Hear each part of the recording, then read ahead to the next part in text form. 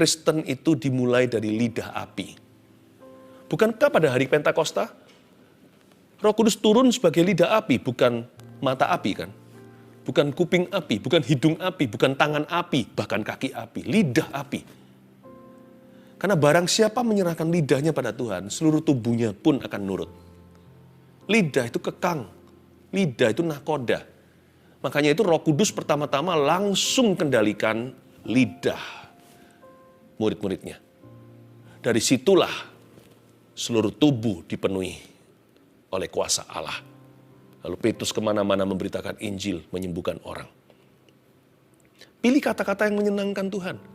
Tidak harus fasih lidah, apalagi sempurna. Dan kalau kita salah berkata-kata, gimana? Apakah ada kesempatan kedua? Tapi kita harus cepat berbalik, cepat bertobat kalau kita tahu kita barusan mengatakan sesuatu yang salah. Sebelum ditangkap setan, cepat berbalik di ronde kedua.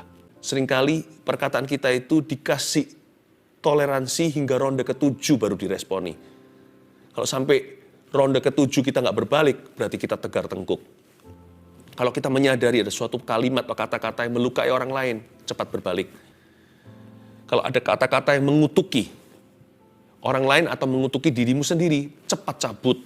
Ayat 3 bunyinya, kita mengenakan kekang pada mulut kuda, sehingga ia menuruti kehendak kita. Dengan jalan demikian, kita dapat juga mengendalikan seluruh tubuhnya. Jadi lidah seperti kekang, harus ada remnya. Dan lihat saja, kapal-kapal walaupun amat besar dan digerakkan oleh angin keras, namun dapat dikendalikan oleh kemudi yang amat kecil, menurut kehendak jurumudi. Apa yang saya katakan tadi? Lidah itu nahkoda, bukan? Demikian juga lidah walaupun satu anggota kecil dari tubuh, namun dapat memegahkan perkara-perkara yang besar. Lihatlah, betapapun kecilnya api, ia dapat membakar hutan yang besar. Lidah itu penuh dengan kuasa. Betul sekali firman Allah, hidup mati dikuasai lidah. Siapa suka mendengungkannya akan menuai buahnya, baik yang baik atau yang buruk. Karena itu, biasakan mengucapkan kata-kata yang optimis, bukan yang pesimis, yang positif, bukan negatif. Belum lagi saya bicara tentang firman Allah loh ya. Itu hanya kata-kata positif saja. Terlebih lagi bagi umat pilihan Tuhan untuk kita membiasakan diri mengucapkan kata-kata yang sesuai dengan firman Allah. Ucapkan firman Tuhan, ada kuasa dalam pengakuan iman. Ada kuasa dalam perkataan. Apalagi perkataan orang-orang yang percaya kepada Tuhan Yesus. Kita sebagai anak raja ini kata-kata kita penuh dengan kuasa. Jangan isi mulut dengan keluhan melulu. Belajar mengisinya dengan pujian. Sebab lidah kita itu bukan hanya kekang, harus direm. Lidah kita itu juga api selain nahkoda. Dia bisa menyalakan seluruh tubuh. Dia bisa mengubah nasib, dia bisa seperti api kecil membakar seluruh hutan. Bisa hangus total hutan yang jutaan hektar bahkan. Ayat 6 bunyinya begini, lidah pun adalah api. Ia merupakan suatu dunia kejahatan dan mengambil tempat di antara anggota-anggota tubuh kita sebagai sesuatu yang dapat menodai seluruh tubuh dan menyalakan roda kehidupan kita, sedang ia sendiri dinyalakan oleh api neraka. Wah, bahaya. Aduh, Pastor Philip, mungkin kalau pendeta sempurna kali kata-katanya. Enggak, kita semua pasti pernah bersalah dalam kata-kata, termasuk saya. Nah, sekarang saya sharing, saya berikan kesaksian bagaimana saya menanggulanginya kalau saya salah ngomong sesuatu. Itulah gunanya I'm sorry, atau saya minta maaf kepadamu. Tuhan itu tidak mengizinkan kita terus tegar tengkuk, terus pengku sampai ronde 7. Sampai kita melewati marker pengampunan, sehingga kutuk terjadi. Tenanglah, Tuhan itu baik. Perkataan yang baik diresponi Tuhan langsung. Perkataan yang kurang baik dari mulut kita, asal kita ada hati untuk berbalik pada Tuhan, seringkali Tuhan tunda sampai meresponinya. Jadi jangan merasa, aduh mati aku, kiamat, aku sudah ngomong begini, gimana ini? Ya, cepat-cepat panggil nama Yesus. Saya kalau mengucapkan suatu kata-kata yang saya tiba-tiba sadar, tiba-tiba tertemplak oleh Roh Kudus, atau nyala alarm rohaninya, waduh ini bisa ditangkap mentah-mentah sama setan. Entah kalimat yang mungkin sifatnya mengikat. Mungkin katakan, kalau kamu begini terus, papa bisa mati muda. Berapa banyak orang tua kalau lagi marah sama anaknya, ngomongnya enggak. Berlebihan lah ya. Kesalahannya enggak seberapa, kita bisa reaksinya melebihi. Pernah kan pasti? Kita semua pernah seputar itu. Dan waktu kita mengatakan, kalau begini terus, papa bisa mati muda. Atau mama bisa mati muda. Lalu kita takut. Adu kutuk akan terjadi. Cepatlah doa. Untungnya ada kasih menutupi banyak kesalahan. Belum terlambat untuk ngomong sama anaknya. Sorry, papa ngomongnya gegabah. Doakan ya. Dengan rendah hati. Dan banyak kasih. Lebih banyak lagi kesalahan itu ditutupi. Tapi sebelum itu kalau Anda tiba-tiba merasa, aduh mati. Kenapa aku berkata begini? Cepatlah berlutut. Panggil nama Yesus dan berkata, Tuhan ini belum ronde 7. Di ronde 1 aku salah kaprah. Ronde 2 Tuhan maafkanlah.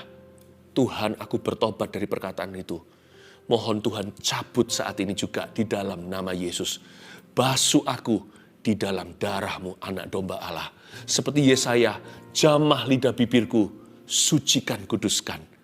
Dan aku bertobat dan beriku kuasa dan anugerah untuk tidak lagi mengulangi kata-kata seperti itu.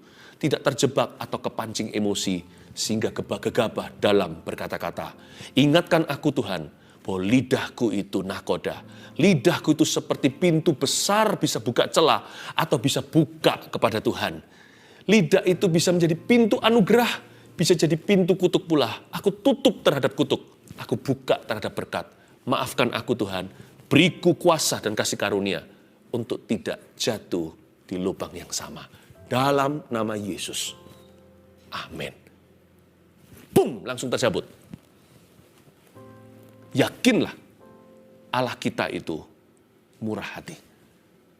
Tapi kalau perkataan kita, I love you Jesus, pakailah saya. Jadikan keluargaku berkat daripadamu di dunia.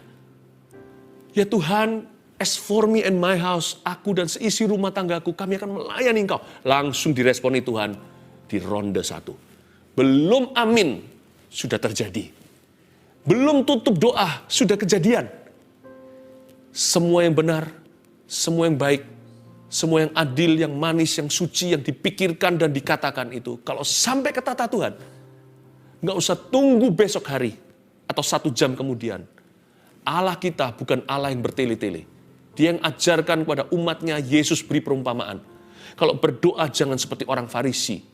Dikira dengan panjangnya akan didengarkan. Karena Tuhan tahu apa yang kau butuhkan. Perkataan yang baik dan sempurna datang dari Bapa ketika kita ucapkan belum sampai tutup doa. Tuhan sudah ada di hadapan kita. Dan menggenapi rencananya. Tapi, kalau perkataan yang salah, asal kita tidak keraskan hati sampai ronde ke-7 istilahnya. Tuhan akan menanti because He is slow to anger. Allah kita tuh lamban dalam amarah. Banggalah, bahagialah kita punya Tuhan yang demikian. Jadi lidah itu bahaya? Iya. Tapi karena Tuhan, kita dapat kesempatan untuk memperbaikinya. Dan kalau yang kita salah orang lain ya nggak bisa doa sama Tuhan doang. Doa sama Tuhan memberi kita kekuatan untuk datang ke mereka dan minta maaf. Untuk say I'm sorry. Kalau Anda pernah kasar dengan anak Anda atau keluarga, atau sama istri sendiri, atau dengan suami. Setelah I'm sorry tidak berhenti di situ. Hari-hari berikutnya, isilah dengan kasih. Lupa, pasti nanti akan dilupakan perkataan itu. Jadi jangan biasakan kalau berantem nih suami istri, dikit-dikit cerai. Atau kata-kata kita pakai khusus untuk menusuk mereka. Tujuannya adalah untuk melukai. Kamu tidak seperti eksku atau pacarku dulu. Kalau itu terus-terus dikumandangkan, ya lama-lama keracunan pernikahan. Kalau Anda sudah pernah lakukan di belakang, udah jangan dihitung lagi. Mulai hari ini, kata Yesus kepada si pezina itu, sin no more. Go and sin no more. Pergilah dan jangan berbuat dosa lagi. Yang penting kan, ke depan kan. Jikalau Tuhan berkata hendak mencabut satu negara, hendak menghukumnya. Tapi kalau dia bertobat, Tuhan menyesali hukumannya. Dan Tuhan tidak akan lakukan, tapi memberkati mereka. Tapi orang kalau diberkati Tuhan, orang benar. Tapi dia setelah itu berhenti jadi orang yang benar dan melakukan kesalahan, dan terus keras kepala, dan tekun melakukan kesalahan itu. Tuhan berkata, semua janjiku di belakang, semua berkat yang telah kuberikan dan akan kuberikan, kubatalkan, dan orang itu akan kuhukum. Jadi yang penting itu sekarang itu masa depan. Jalan ke depan itu loh, berhenti lihat ke belakang. Kalau dulu sering katakan cerai, jangan lagi ya. Dulu sering banding-bandingkan pasangannya dengan orang lain, stop itu. Dengan banyak kasih nanti akan tertutup. Tuhan akan hitung-hitung. Yang dulu gimana bayarnya? Udah dibayar oleh Kristus di kayu salib. Go and sin no more. Go and say that no more. Pergilah dan jangan katakan itu lagi. Jangan bilang cerai-cerai. Ceraikan kata cerai dari mulutmu. Jangan ulangi. Karena lidah itu bahaya. Tetapi dalam Tuhan, Dia selalu memberi kesempatan. Asal jangan kita mencobai Tuhan. Dan jangan remehkan kasih karunia. Dengan terus melakukan itu secara sengaja. Yang sakit nanti dirimu sendiri. Diriku, kita yang sakit bukan Tuhan Yesus. Kita yang menanggungnya kalau pernikahan tidak bahagia. Anak-anak kita yang menderita. Kalau Tuhan berkata, hentikan. Sekalipun setelah Anda hentikan, apapun itu juga yang pernah melukai, pasangan Anda masih ingat, biarin, nggak apa-apa. Beri alasan untuk mengingat hal-hal yang positif. Mulai investasi perkara benar. Mulai lakukan apa yang membangun.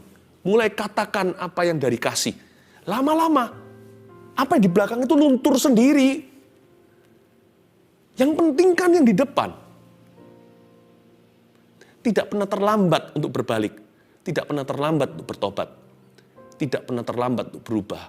Lidah itu penuh kuasa bukan untuk menghancurkan. Untuk membangun juga kuasa lidah. Kalau lidah kita mulai hari ini diserahkan pada Tuhan. Betul-betul jadi lidah anak Tuhan.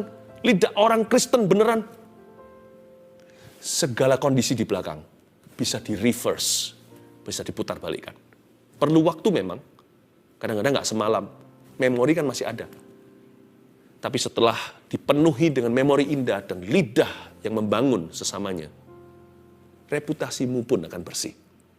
Tekunlah, lidah kita juga punya kuasa memutarbalikkan dari yang jahat menjadi baik. Isilah dengan firman. Ayat yang berikutnya, ayat 7, semua jenis binatang liar, burung-burung serta binatang-binatang menjalar, dan binatang-binatang laut dapat dijinakkan dan telah dijinakkan oleh sifat manusia. Tetapi tidak seorang pun yang berkuasa menjinakkan lidah. Catat itu.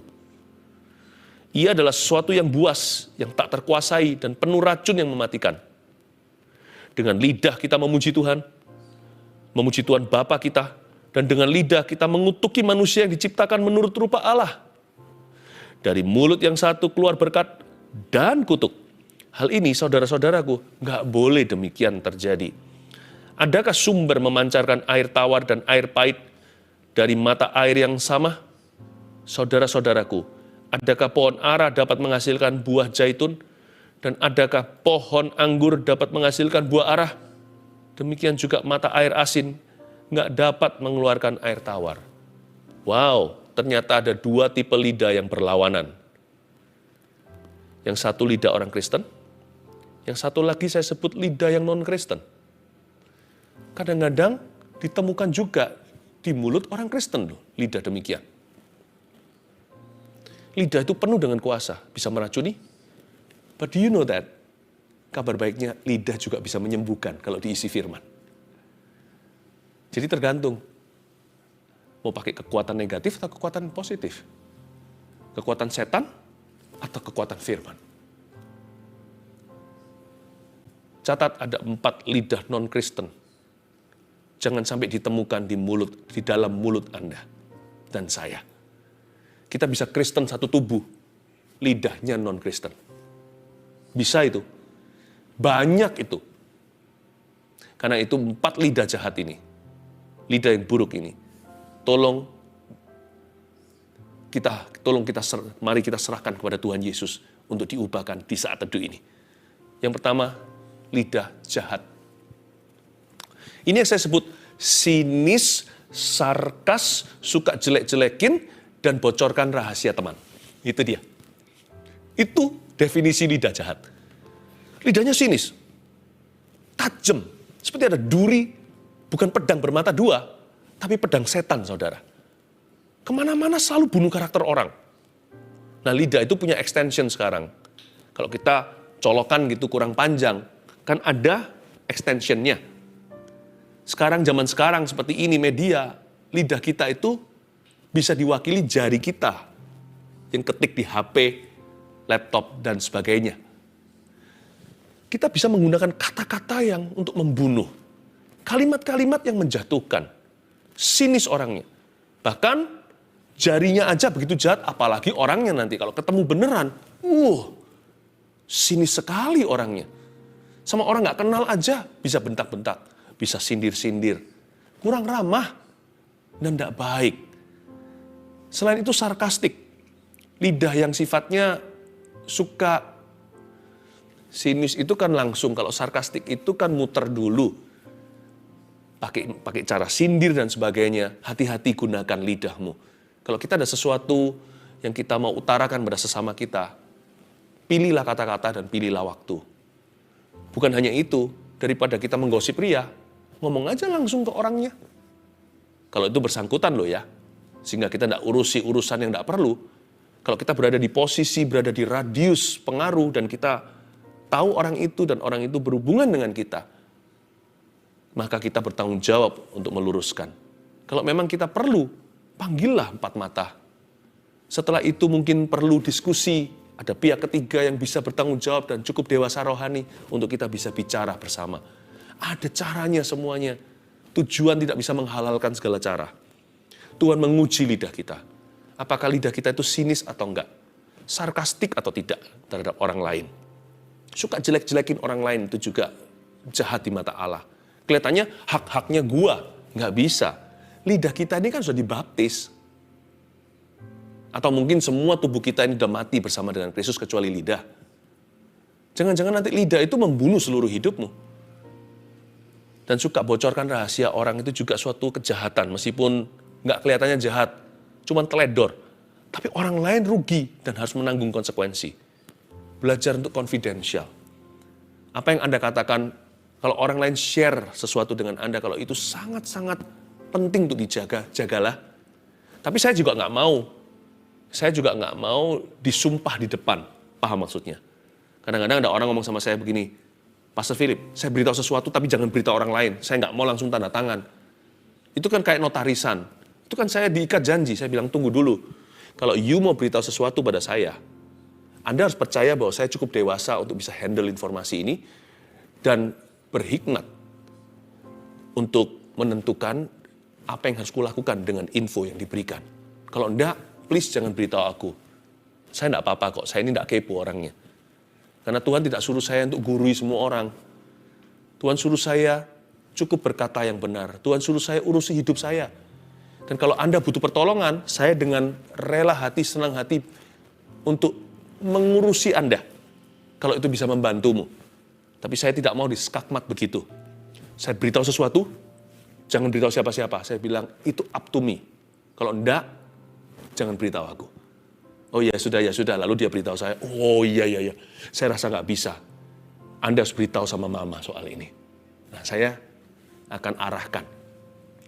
Kadang-kadang enggak, waduh iya, yang ini nggak boleh beritahu siapa. Ayo kita doa. Kadang-kadang kita yang harus menentukan. Tapi jangan sampai begini loh. Kita tahu bahwa orang itu percayakan dirinya. Lalu kita bocorkan dengan beria-ria.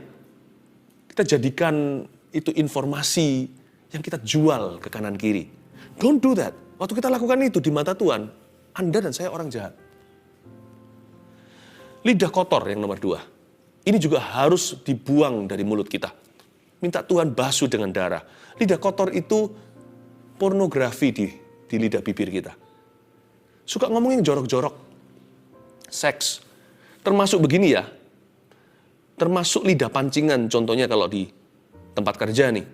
Suami istri di rumah mungkin ada cekcok gimana. Teman tapi mesra. Sampai di tempat kerjanya ceritain sama lawan jenisnya. Teman dekat katanya, tapi ceritakan istrinya. Atau sebaliknya, suaminya. Jangan lakukan itu. Itu lidah yang kotor di mata Tuhan. Karena di dalam Kidung Agung dikatakan, yang namanya your fountain, atau sumber airmu tidak boleh lumber sampai ke jalanan. Ada tatanan, ada jalurnya, yang pasti bukan teman tapi mesra. Dan ada orang yang suka kalau cowok sama cowok kumpul ngomongin cewek, dan ngomongnya mulai nyerempet-nyerempet, sebaliknya juga sama. Avoid that. If they are really your friends, kalau mereka benar-benar teman Anda, mereka tidak akan menjerumuskan. Dan Anda juga jangan nikmati yang kayak gitu, itu sedap-sedapan yang bukan dari Tuhan. Selain itu sumpah serapah. Sumpah serapah itu juga berbagai macam bahasa kotor. Yang sekarang itu sering dipakai adalah Yesus malah. Nama Jesus bahkan. Atau kata-kata yang lain, kebun binatang keluar semua, yang jorok-jorok. Yang kayak gitu, anak Tuhan gimana sih? Saya pernah kenal satu orang yang mengaku anak Tuhan, sampai saya nggak tahan, saya beritahu sama dia, kalau kamu anak Tuhan, masa Roh Kudus dipaksa ngomong kalimat jorok itu dari mulutmu? Loh kan aku yang ngomong, nggak apa-apa, ini sudah kebiasaanku. This is culture, man. Ini kebudayaan. Bilang not culture. You dan Yesus, Anda dan Yesus sudah satu. Dia tinggal di dalam dirimu. Nah, kalau kita mengucapkan kalimat kata-kata begitu, bukankah Yesus disuruh sumpah serapah? Itu namanya menista Roh Allah. Itu namanya menginjak kasih karunia. Janganlah, jangan mendukakan Roh Kudus di dalam dirimu. Lidah kotor. Yang ketiga, lidah bohong. Lidah bohong juga jangan biasakan yang namanya gosip, fitnah, dusta hitam, dusta putih. Gosip itu, saya ulangi ya, saya sering katakan ini. Gosip itu beritanya bisa benar, alamatnya salah. Ngapain dicerita-ceritain? Emangnya orang yang kita ceritain itu bisa melakukan sesuatu? Kan hanya untuk kenikmatan sementara dan kenikmatan yang salah. Fitnah itu beritanya yang salah. Kita mengucapkan sesuatu yang sama sekali nggak terjadi. Bisa-bisa di mata Tuhan nanti kita dipandang sebagai orang yang sok tahu. Orang yang mau coba guruin padahal hidupnya sendiri nggak keruan. Gosip fitnah jauhi. Udahlah, yang sehat gitu loh kalau kita ngobrol-ngobrol sama orang. Ya nggak perlu kita tengking-tengking orang kalau orang maunya gosip fitnah. Jauhi saja, jangan duduk bersama dengan pencemooh. Bohong hitam, bohong putih. Bohong hitam sudah tahu lah ya, bohong putih. Mama ada nggak? Nggak ada. Memang perlu berpikir lebih keras sih untuk hidup kudus. Untuk jaga lidah, supaya lidah kita itu lain kali kalau kita berdoa itu didengar Tuhan. Sekali tengking setan, dalam nama Yesus, setan tunduk. Nah kalau lidah kita seperti setan, tengking setan, setan berkata, sepupu kok lawan saudaranya. Nah, kalau setan menganggap kita saudaranya akan celaka. Lidah kita ini harus suci kudus supaya bisa main perintah sama setan, supaya bisa masuk hadirat Tuhan. Lidah putih, dosa putih, nggak harus terjadi. Jadi kalau kita, contohnya nih, telepon mama ada nggak? Mama ada di sebelah bilang nggak ada. Karena mama tidak rohani, mungkin belum mengerti. Kita bisa jawabnya begini, bisa saya terima pesannya dulu. Loh mama di mana? Sekarang tidak bisa angkat telepon. Di mana? Boleh saya terima pesannya? Kan nggak harus berbohong kan? Baik mama di samping atau mama nggak ada di rumah, mama pergi kali. Saya tidak akan menjawab dan memberimu informasi karena mama melarangnya. Mama nggak di sini. Sebagai anak muda, saya tahu kebenaran, saya bisa menengahi supaya mama jangan jatuh dalam dosa. Dua-dua kami jangan jadi salah. Tapi orang tersebut juga mendapatkan kebenaran. Bisa nggak saya terima dulu pesan Anda? Nanti saya sampaikan. Ya kan? Nggak perlu harus dusta putih kalau kita punya hikmat Salomo. Firman itu ngajari kita untuk bijak.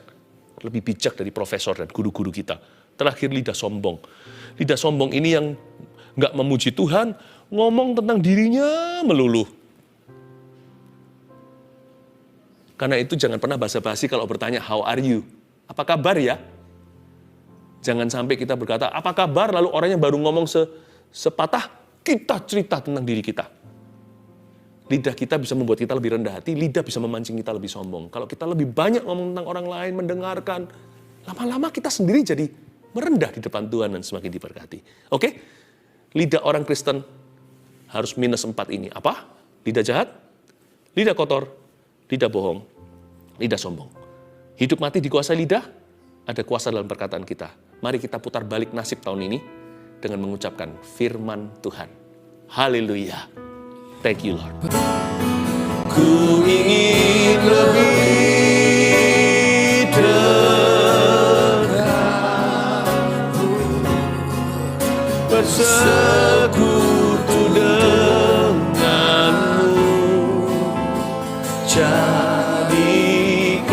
ku hamba setia kepadamu. Sebentar lagi saya akan mendoakan melalui gadget ini, menumpangkan tangan dari jauh. Tapi sebelumnya saya tergerak untuk mengajak kita semua mempersembahkan secara sengaja lidah bibir kita kepada Tuhan. Dan beberapa di antara Anda, tidak sedikit, yang tiba-tiba diingatkan Roh Kudus dan menyesal pernah ngomong sesuatu. Pernah katakan kata-kata, pernah keluar kata-kata yang salah, dan hari ini Anda tahu hidup Anda jadi susah karena itu. Ini bukan ronde 7, saat teduh ini ronde 1. Saya ajak kita untuk sama-sama berdoa. Saya tuntun ya. Kita doa sama-sama dulu untuk mempersembahkan lidah bibir kita. Jadi saya minta dengan lemah lembut, kita pegang bibir kita bagian bawah sini aja. Dan ikuti saya berbicara. Tuhan ada di sini. Keluarga saat teduh, jemaat yang aku kasih. Saya tahu Tuhan ada di sini. Mari katakan, Tuhan Yesus, mulai hari ini, peganglah perkataanku. Ampuni aku kalau salah. Dan Tuhan tuntun saya, bimbing saya untuk mengucapkan kata-kata yang berkenan kepadamu. Kata-kata yang membangun. Tuhan Yesus, kuserahkan lidah bibir kepadamu. Pakailah perkataan saya mulai hari ini Tuhan, untuk mendatangkan kerajaan Allah, mendatangkan hadirat Allah dalam keluarga saya, untuk menurunkan berkat bukan kutuk, dan untuk menjadi berkat. Pakailah kata-kataku untuk menguatkan orang lain, mereka yang lemah, mereka yang putus asa, mereka yang kecewa. Biarkan perkataanku, lidah bibirku, memberi mereka semangat baru. Terima kasih Tuhan. Ampuni aku perkataan-perkataan masa lalu yang pernah aku ucapkan. Aku menyesalinya. Kalimat yang salah. Tuhan, cabutlah kutuk itu. Mulai hari ini, berikan kesempatan baru. Dan putar balikkan keadaan itu. Dalam nama Yesus Kristus. Tuhan, ubahkan kutuk menjadi berkat. Karena Tuhan sayang umatnya. Dalam nama Yesus. Amin. Haleluya. Saya merasakan seperti ada aliran yang lembut sekali. Saya nggak bisa jelaskan. Tapi saya tahu itulah Roh Kudus. Dan barang siapa yang belum pernah menerima baptisan Roh Kudus dengan tanda berbahasa roh atau berbahasa lidah. Bahasa roh itulah bahasa lidah. Seperti yang kita kalau menyembah tadi. Itu bukan bahasa manusia. Itu bahasa rahasia sorga. Dan saya percaya akan jadi pembasuhan luar biasa ketika Roh Kudus memenuhimu dengan lidah-lidah api itu. Api itu tidak menghanguskan, api itu menyucikanmu. Kalau Anda belum menerimanya, Anda haus dan kata, aku mau bisa menyembah begitu, aku mau bisa berdoa demikian. Itu bahasa doa. Dan aku serahkan lidahku, kita undang lidah api itu turun berkat Pentakosta.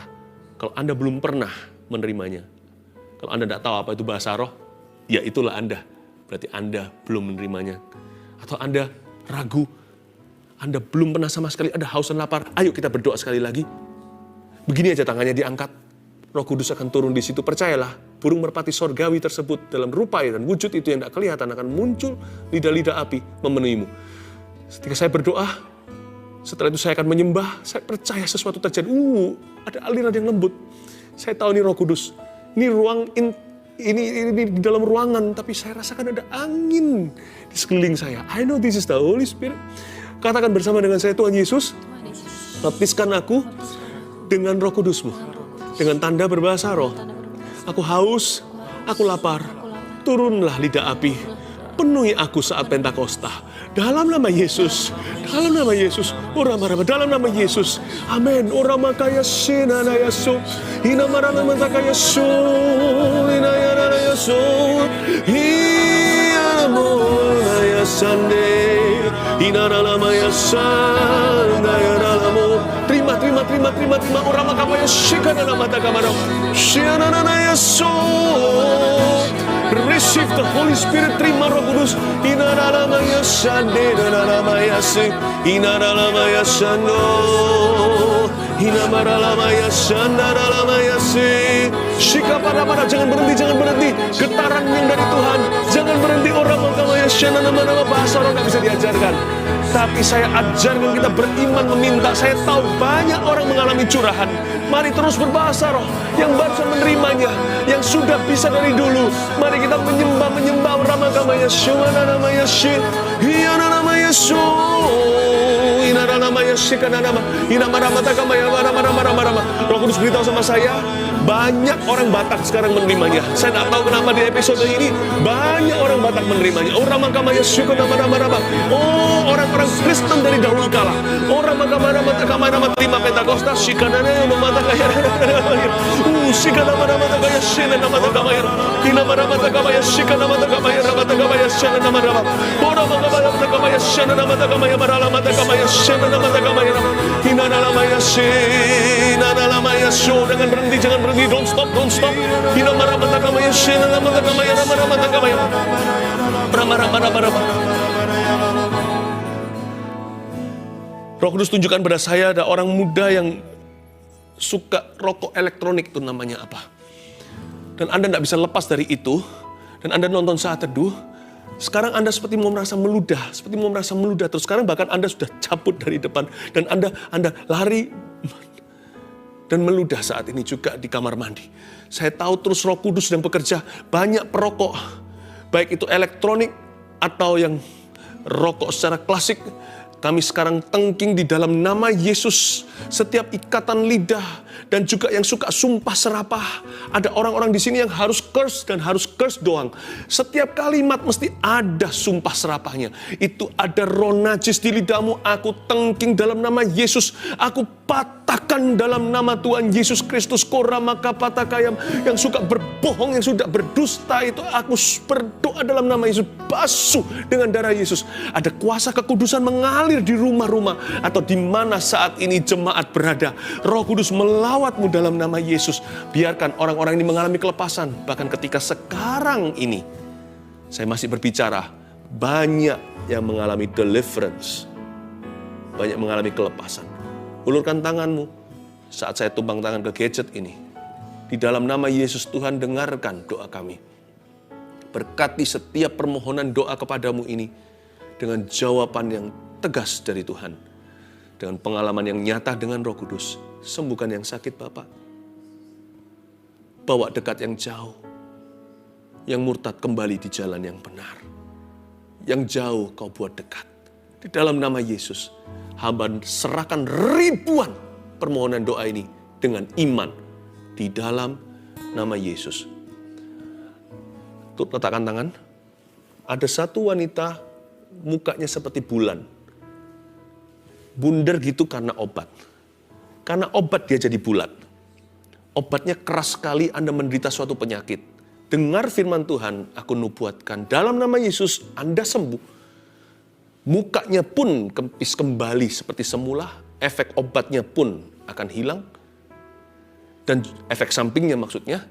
Dan penyakit yang membuat Anda minum obat ini, Tuhan telah singkirkan. Terima dengan iman di dalam nama Yesus Kristus. Lidah seseorang tidak bisa merasakan sejak kemoterapi. Aku tengking kanker di tubuhmu itu. Di dalam nama Yesus Kristus. Dan lidah itu mulai merasa. Setelah Saat Teduh ini, makanlah. Jangan lupa berdoa tapinya dan ucapkan terima kasih pada Tuhan. Tuhan kembalikan indera perasa. Dan Tuhan angkat kankernya di dalam nama Yesus Kristus. Haleluya. Lebih dari segalanya, ku ingin Kau Tuhan. Mas perak dan permata, mas perak dan permata,